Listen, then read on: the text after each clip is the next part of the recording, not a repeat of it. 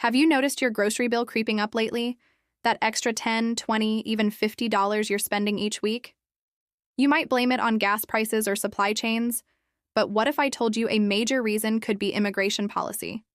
It's not about politics, it's about simple math. Let's break it down. Imagine a plan to deport millions of undocumented immigrants. It sounds like a big, abstract number, but the cost is very real. Experts have put a price tag on it. The cost to deport just one person is estimated to be around $70,000. Now, multiply that by the millions of people who could be affected. We're talking about a staggering total cost that could reach over $170 billion. That's a massive expense for taxpayers, but the financial impact doesn't stop there. In fact, that's just the beginning. The real shock to your wallet comes from something much closer to home, your local supermarket. Let's talk about where our food comes from. The agriculture industry in the United States is the backbone of our food supply. From the lettuce in your salad to the berries in your smoothie, a huge portion of it is picked by hand. And who does this demanding, backbreaking work? Overwhelmingly, it's immigrant labor. Many of these workers are undocumented. They are the invisible hands that feed America. Now, what happens when you suddenly remove a massive chunk of that workforce? It's a classic case of supply and demand, but for labor. The supply of farm workers would plummet overnight. Farms would be left with crops rotting in the fields because there's simply no one to harvest them.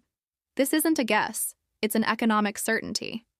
We've seen smaller-scale versions of this happen before in states that passed strict immigration laws. The result was always the same. Crops were left unpicked, and farmers lost millions.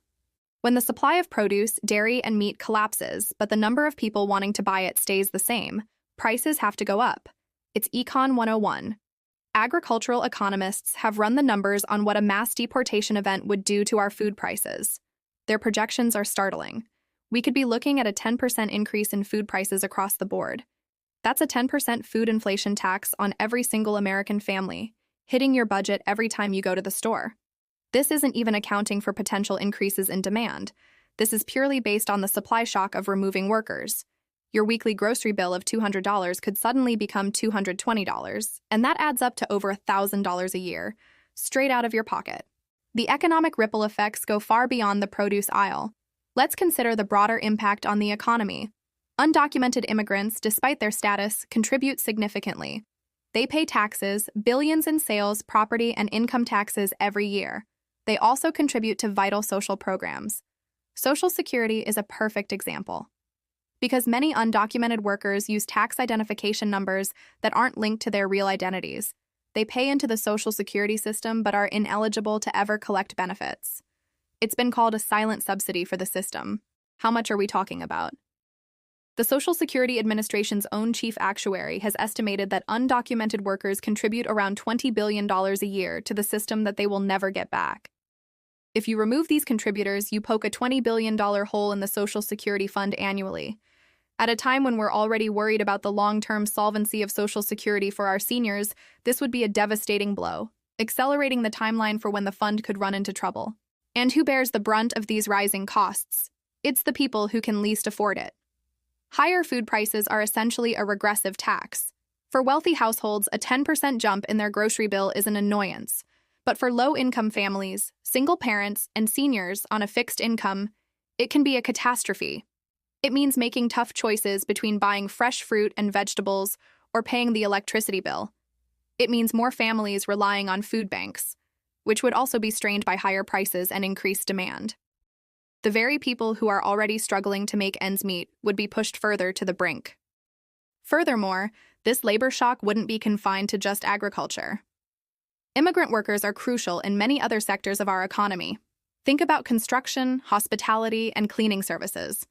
Entire industries would face a sudden and severe labor shortage. This would mean longer waits to get your roof fixed, more expensive hotel stays, and higher costs for businesses across the country. These costs don't just disappear. They get passed on to you, the consumer, in the form of higher prices for goods and services everywhere. It's a domino effect. Removing a key component of the labor force triggers a chain reaction that slows down the entire economic engine. We also have to think about the people who are U.S. citizens but live in mixed-status families. Millions of American children have at least one undocumented parent.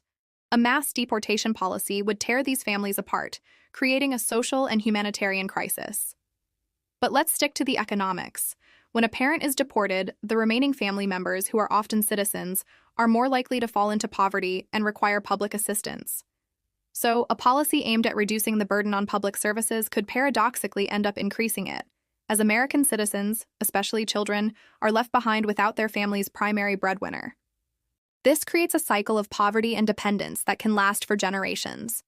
The cost of increased social services, from food assistance to housing support for these now destitute citizen families, would be another massive, unbudgeted expense that falls on the shoulders of taxpayers. It's a cruel irony. The attempt to save money by removing people could end up costing us far more in the long run through second and third order effects that are rarely discussed. So let's recap the math. We start with a direct cost of over $170 billion just for the logistics of deportation. Then we trigger a massive labor shock in agriculture, leading to an estimated 10% hike in your grocery bill. After that, we blow a $20 billion annual hole in the Social Security Fund. And finally, we create a cascade of higher prices in other industries while simultaneously pushing more citizen families into poverty, increasing the strain on our social safety nets. When you add it all up, the picture becomes clear. This isn't an issue of political opinion or ideology, it's a matter of arithmetic. The numbers show that a policy of mass deportation would act as a massive tax on every American, disguised as higher prices at the checkout counter. It would weaken our economy, strain our social programs, and hit the most vulnerable among us the hardest. So the next time you hear someone talking about this issue, remember what it could mean for your wallet. It's not just about borders, it's about your budget. It's not just about policy, it's about the price of your food. Thanks for watching. If you found this breakdown helpful, please hit that like button and subscribe for more content that connects the dots between big policies and your daily life. See you next time.